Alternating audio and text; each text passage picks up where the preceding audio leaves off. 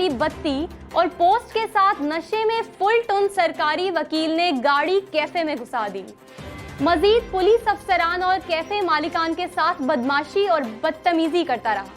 इसी हवाले से देखते हैं ये रिपोर्ट। एडीपीपी जाहिद इकबाल शराब के नशे में टुन तेज रफ्तार गाड़ी पर काबू ना पा सका। शराब के नशे में दुकानदार से बदमाशी और पुलिस अफसरान को गाली गलौज करता रहा। थाना कैंट पुलिस मौका पर पहुंची तो पुलिस मुलाजमीन से भी हाथापाई हो गई।